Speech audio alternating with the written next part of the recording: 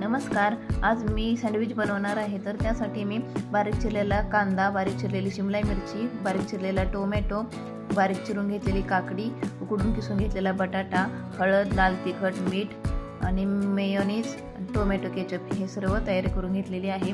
आपल्या आवडीप्रमाणे भाज्या घेऊ शकता, तुम्ही जेवढ्या पाहिजे तेवढ्या घेऊ शकता।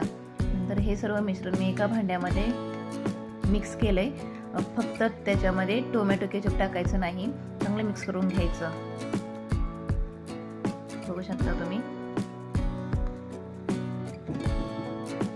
नंतर एका भांड्यामध्ये पसरट भांड्यामध्ये 4 स्लाइस घ्यायच्या, त्याच्यावरती टोमॅटो केचप असं पसरवायचं आणि ते लावून घ्यायचं। चांगलं पसरवायचं, स्प्रेड करायचं आणि बनवलेले मिश्रण त्याच्यावरती पसरवायचं, ब्रेडवरती, 2 ब्रेडवरती छान असं स्प्रेड करायचं।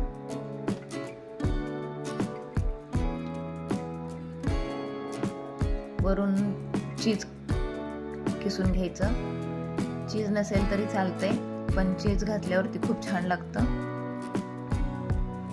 मुलांना डब्याला द्यायला आणि सुट्टी दिवशी करून खायला हा पदार्थ खूप छान आहे, सगळे आवडीने खातात। तव्याला तूप लावून त्याच्यावरती ब्रेड असे ठेवायचे, गरम करायला मंद आचेवरती, वरून तूप लावायचं किंवा बटर लावायचं आणि मंद आचेवर असं शेकून घ्यायचं। हा पदार्थ खूप छान लागतो, सगळे आवडीने खातात।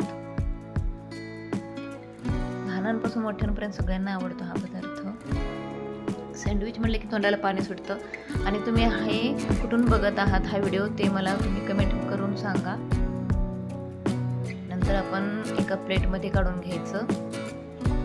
टोमॅटो केचप सोबत असे त्याचे तुकडे करून घ्यायचे ब्रेडचे, सुरीने खाऊ शकता किंवा तुम्ही पूर्णही खाऊ शकता। बघा किती छान दिसते, खायला खूप सुंदर लागतं। आणि खाल्ल्यावरती सांगा कसं झालंय ते कमेंट करून। व्हिडिओ बघितल्याबद्दल धन्यवाद। लाईक करा, सबस्क्राईब करा।